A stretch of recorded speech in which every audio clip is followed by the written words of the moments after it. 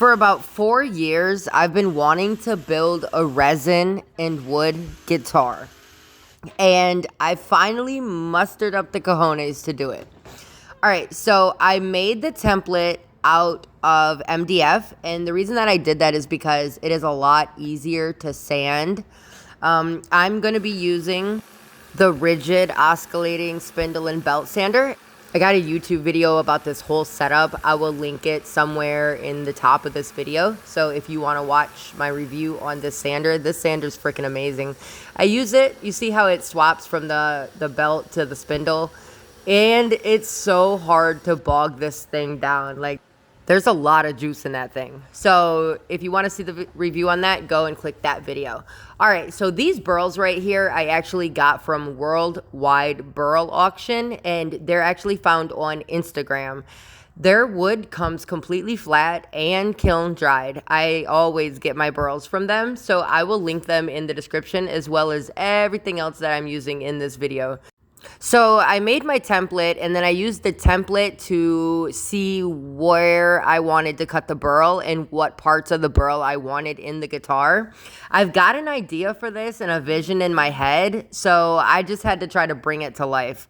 But yeah, I dropped it and it actually broke. Look at that. But it's okay because I'm going to pour everything all together and you're not even going to be able to tell.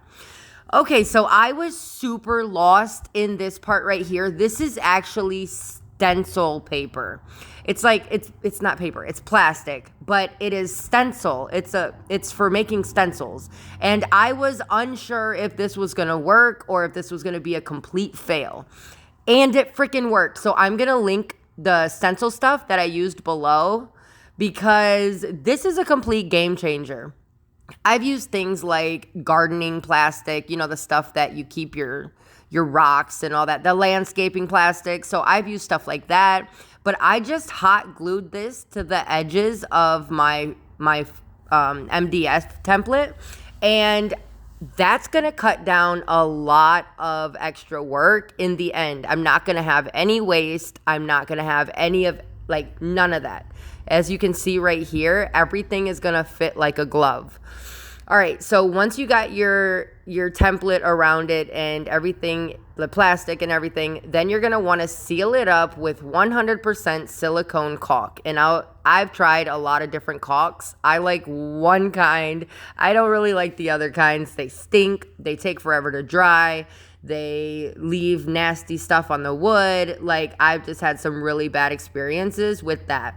All right, so this is actually Okinawa pigment powder from Eye Candy, but I mixed it with the Minwax one coat polyurethane, that thick stuff that is like 3 times the layers. And I made a paste out of it, and then I painted the edges of this burl. So I wanted to add a bunch of dimension, and I think this is really freaking cool. So once the stuff dried, you actually didn't get it anywhere else. But my thing was I didn't let it dry. So I had to put some gloves on because I was dying on my fingers. All right, so I use CA glue. I use Starbond, but I use a different activator because I found an activator that works with it. I'll link both of them below. And I use that to tack it down. The resin that I use is from Promise Epoxy. It's a deep pour casting resin. I am an affiliate with them, so for 10% off, use this promo code. You guys, if you watch my videos, you know that I do majority of clear, transparent pours. Like, yeah, I'm adding a dye to this. I'll link that below too. But this is going to be a clear pour. And I have tried so many different casting resins, but this one right here is on the lower side of expenses, and I've never had a problem with bubbles, ever, like ever. So if you follow me on TikTok or IG or Facebook or here even, then you know that I get clear ass pours, and this right here is how I do it. So I'm never careful with how I mix. Look at all the bubbles in there. Within 10 to 15 minutes, they're all going to be gone. All right, so right after I pour, I just use this little syringe. It's an actual horse tranquilizer syringe, so it does come with the tips as well. And I just fill in all of, number one, the weak spots and any inclusions. I also used it to get into the sides right here that were hard to reach. I didn't want resin to get all over my wood. But once it started, I just went ahead and coated the whole thing because I didn't want it to look blotchy. If you've ever got resin, because it had that little teal tint to it. Now listen to this. This is a game changer. Ah! I'm fucking geeked right now.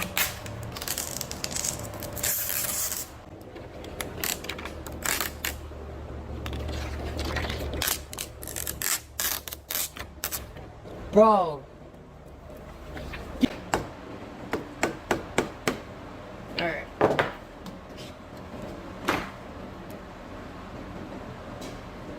The fragrance.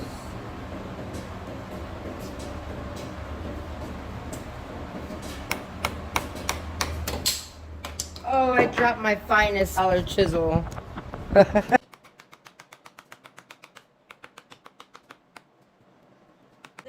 gonna make the bottom of this out of that, because I want to do these.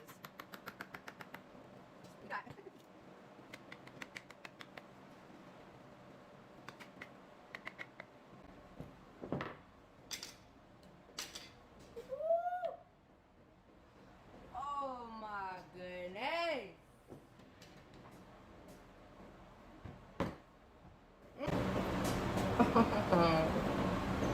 That is so pretty. All right, as you can see, everything worked, and I am so proud of me for actually doing it because I put that off. It was so intimidating. All right, so my whole sanding setup, I do have a video about. I'll link that up below if you want to see what that consists of. I did add another sander to my stuff, and it's the one that I'm using right here, and oh my goodness, it's amazing. Yeah, it's FESTOOL. I didn't start with FESTOOL, you guys. I started with a little DeWalt palm sander. I had a Makita one. I had a no name. I don't even know where it was from. But, yeah, so now I'm going to round over all my edges. I started my business with less than $200. That was 5 years ago. And I have built a 6-figure business and learned how to monetize like every freaking area of it. And I'm trying to help you guys do the exact same thing. If you go through the comment section of my YouTube videos, you'll see how many people I've actually helped with that. I really try to be transparent and not hold anything back. All right, so I have a subscription service here on YouTube and on Instagram, and that's just kind of for the business side of things. So if you're interested in growing and monetizing and doing things like that, head on over there, or I'll link it down below. All right, so my seal coats are done with a tabletop resin, and it is also from Promise Epoxy. This is their tabletop. I do 2 layers on the top of this, and if you don't know how to do a really good finish with resin, I do have videos on that, and I'm actually gonna make an updated video because I feel like my editing skills weren't all that great 4 years ago. So, you know, we always evolve and we change and we learn. So I show you how to get no drips on your edges and just that glass-like surface.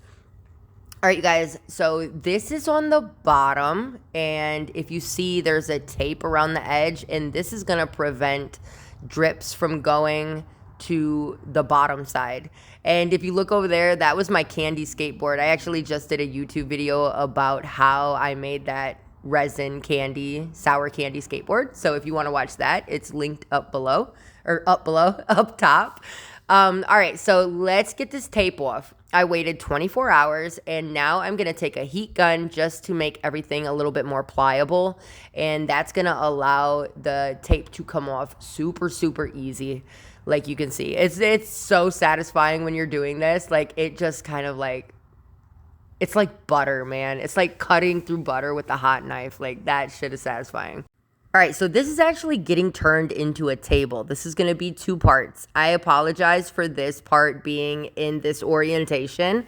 I actually just got my camera back out, so I'm going to have full screen YouTube videos again very soon. So my bad. I'm sorry, you guys. It's got my fingerprints from just touching all over it, but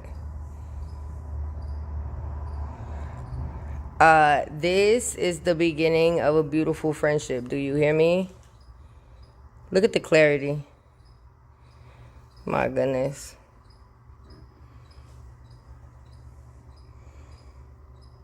We're gonna polish this up. I just took the tape off it. All right, guys, like, share, subscribe, comment below. Did I kill it or not?